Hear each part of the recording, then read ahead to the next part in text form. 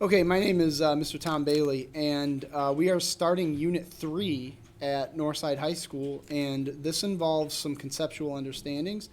And I'm going to go over those separately with my students, but we actually have to review and relearn and go into more depth about rhetoric, logic, and logical fallacies. This will be the first video of 2 videos because the second video will focus specifically on logical fallacies.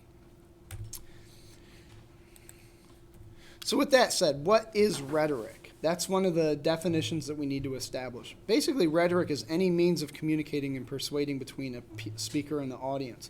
This video you're watching right now is an example of rhetoric. A commercial on television is rhetoric. A poem or a novel is considered rhetoric. Basically, any sort of messages, a newspaper article, anything that has any sort of communication, information in it, and persuasion elements to it is fair game for what is rhetoric. So this is the theoretical framework. This is Jolliffe and Roskelley's rhetorical triangle. And what it refers to is there's basically 6 elements that you should be looking for as you are reading something and evaluating something.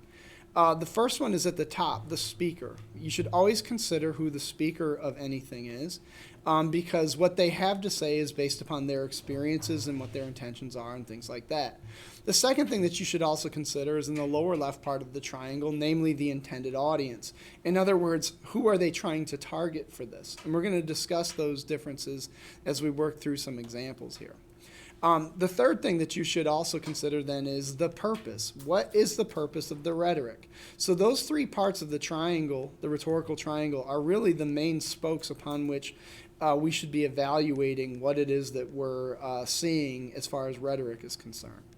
Now, there's other points in between those inside of the circle. And to the top left, it's the content or appeals to the audience. Content refers to what is actually there, and then appeals to the audience describes how those things appeal. And we'll get into those specific examples here shortly. Genre, which is at the bottom of the rhetorical triangle, refers to the type of thing that it is. So if you're watching a commercial, and the company is some drug company that's trying to sell you eczema cream or some sort of antidote for that. So the speaker would be the company, the intended audience would be somebody who's suffering from eczema, and then the genre would be considered the commercial. And then the top right, between speaker and purpose, refers to the topic or subject of the rhetoric. So in other words, what is it about in general? Okay, so these are the specific definitions with which we're working. So the speaker is the source of the rhetorical message. The intended audience is the recipient of that message. The purpose refers to the intended outcome, persuasion, and effects on the audience. And we're going to use some examples here to go through that. Secondly, the topic is what the message is about. The genre refers to the way that the message is conveyed, and the content and appeals refers to the techniques and information used to persuade the audience. So the next thing that I'm going to get into then is a specific part of this rhetorical triangle, namely the content, the appeals to the audience. When we refer to content, content refers to what's actually in the message. It can include words, visual elements, sounds, basically anything that you see, read, etc. in the message, that is the content. Secondly, are the appeals. The appeals refer to how the content is meant to persuade. The 3 types of appeals are known as ethos, logos, and pathos, which is what we're going to show here. So the first appeal is known as ethos, or the ethical appeal. This refers to the speaker calling upon their personal character to persuade an audience. A good example of the ethical appeal would be something that I've used in my class. Every year at the beginning of a school year or the beginning of a semester, I always tell my students that students who actually show up to class are more likely to be successful on academic tasks and be able to have better grades and more likely to do well on assessments. Now, I usually preface this with, I've been observing this phenomenon now for 15 years. So I've been working in the education field for more than 15 years, and that is something that I've observed as a trend. Now, data to support my claims, even though I may have it, which I actually do. But I'm basically asking my students to believe in my personal character in order to understand that attendance is an important factor in that. And that's why it's an ethical appeal and not necessarily a logical appeal. The middle example here then is logos, or a logical appeal. This refers to the use of logic, reasoning, and proof to persuade an audience. I have some comments about logical appeals because they tend to be one of the most difficult ones to make, because most people want information that only confirms their own opinion ahead of time and the like. But logic basically refers to using sound reasoning, evidence, the scientific method, proofs, and all those types of things in order to prove your point. Now, if I presented the actual data where I have a spreadsheet of like hundreds of students, and I had disaggregated the data between students that had 10 or more absences to class versus students who had 9 or less, and I showed the trend line that basically as soon as you get to that 10 absence mark, the likelihood of actually passing the English 10 ECA drops down to a mere 22%, versus people who had 9 or less absences, where that's somewhere around 66% likelihood of passing it. That would have actually been a logical appeal to prove that what I said about attendance was important. The last appeal then refers to pathos or emotions. And advertisers use this so much, whether it's fear, anger, love, acceptance, happiness, excitement, or the relief of getting cured of your eczema or whatever they happen to use. And those are the major appeals. Now, I think it's a decent thing at this point to kind of go back and review some examples of these things. So in our class, we actually had been evaluating commercials. So this is the G.I. Joe Awe Striker commercial from 1985. And I'm going to go ahead and play it and then stop it and evaluate it.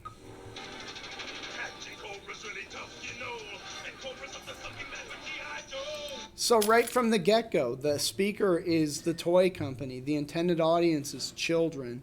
Right from the get-go, the content includes that cobra, and catching cobra is really tough. So we got to use this equipment and stuff. And let's see what the equipment is. Cobra!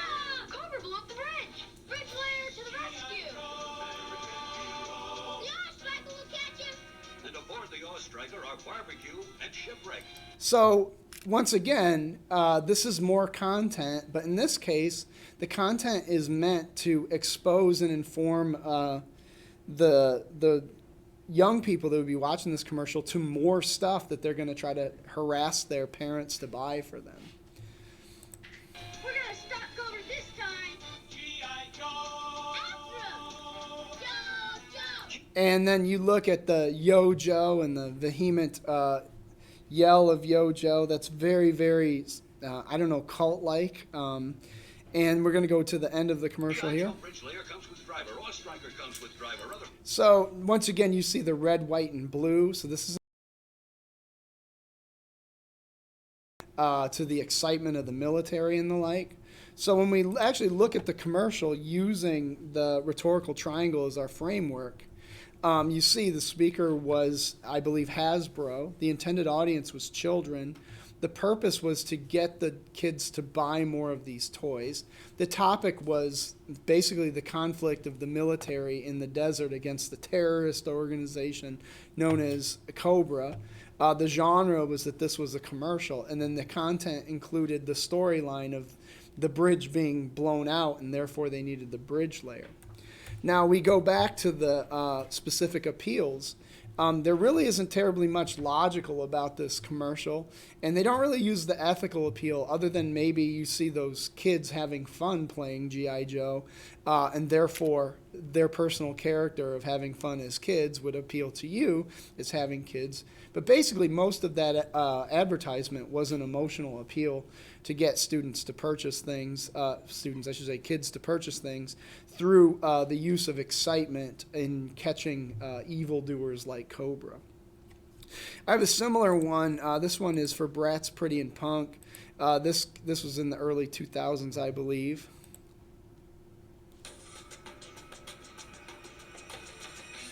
And already within the first few seconds, like they have that exciting music playing in the background, the drum beat. The setting is some sort of private school, and they're in black and white here. But now they're escaping by going into color, and they're going to the mall. And so let's see where this goes.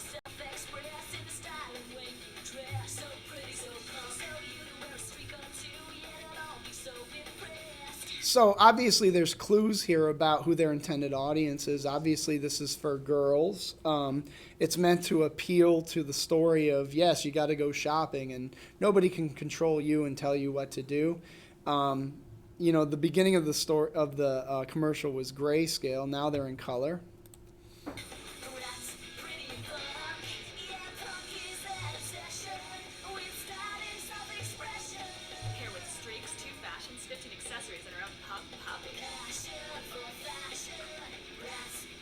Oh, and let's see that again.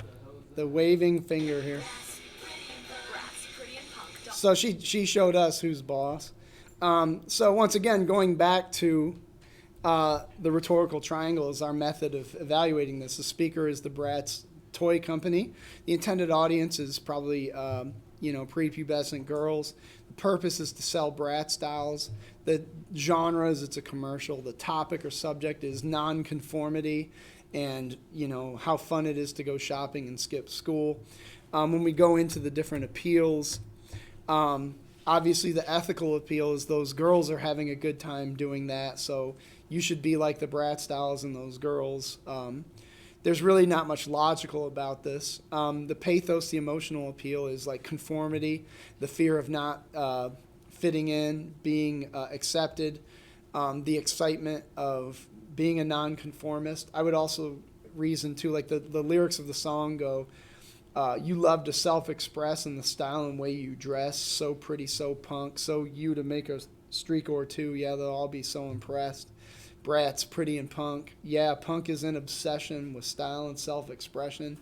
That's their attempt at an ethical appeal there. Like, nobody can tell you what to do. You're obsessed with style and self-expression in this. We also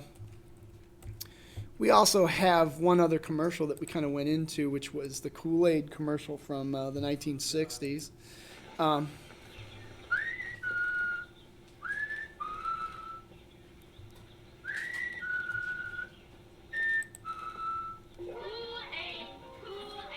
So here it is. We start the commercial, and Johnny is walking down the street, and he lets out an errant whistle. And then that beckons his friend here. And then these two girls happen to also know the whistle call.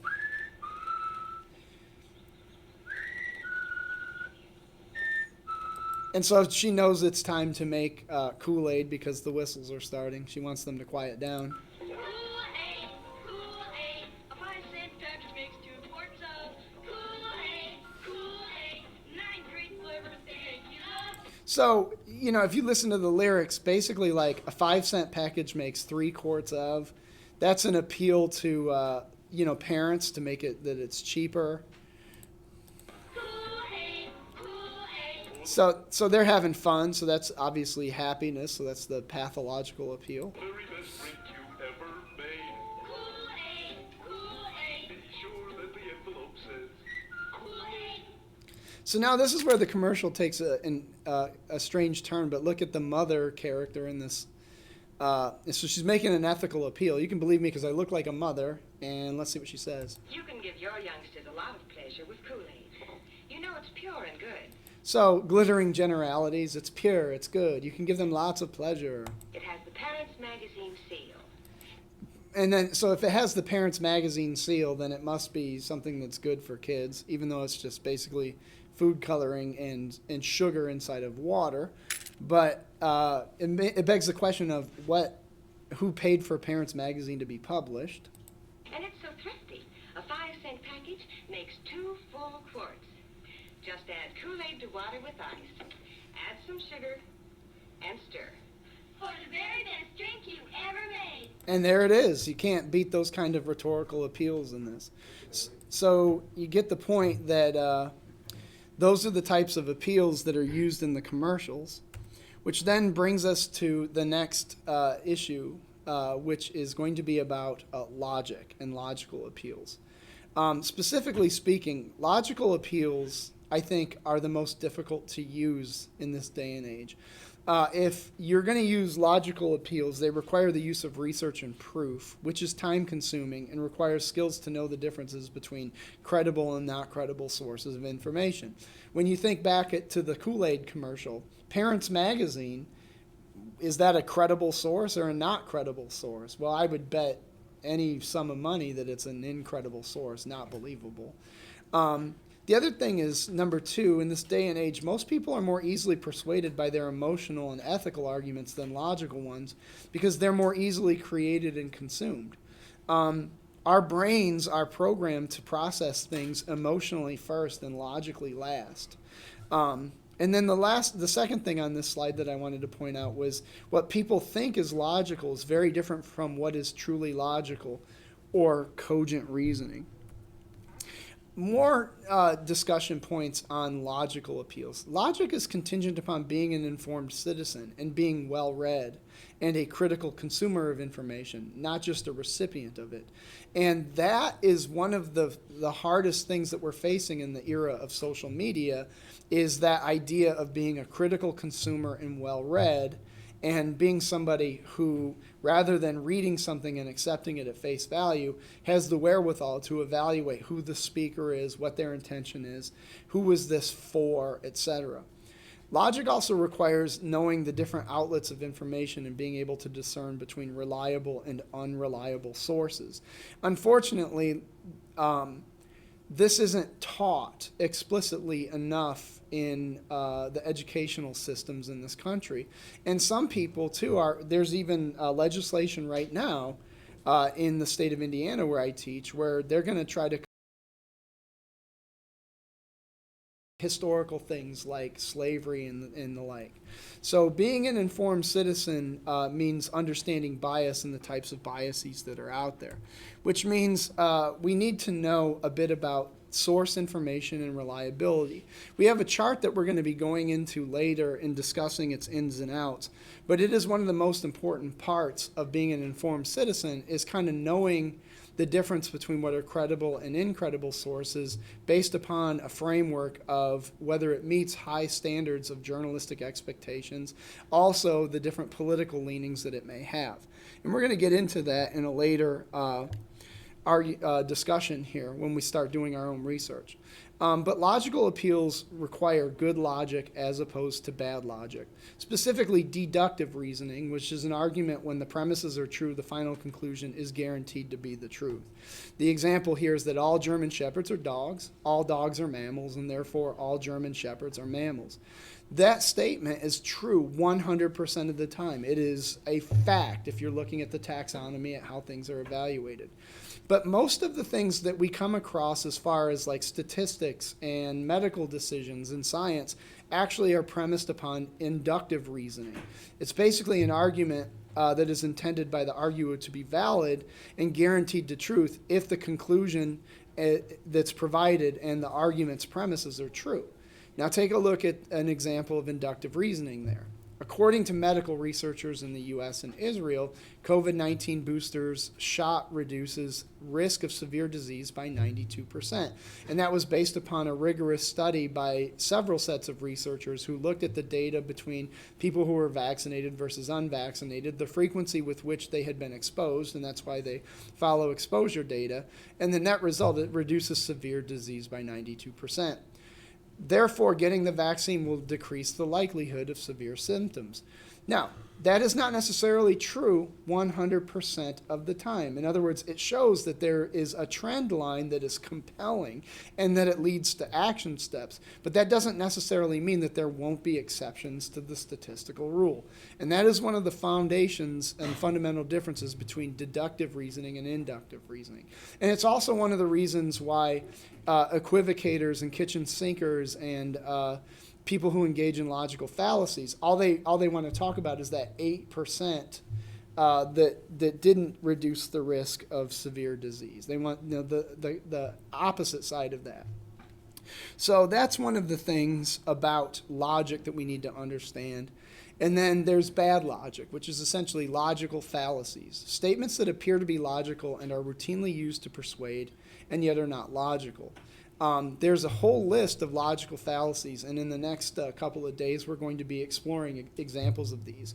That list is right here, but I'm not going to go into that. In fact, I'm going to break it down into its own separate presentation. So thank you for listening.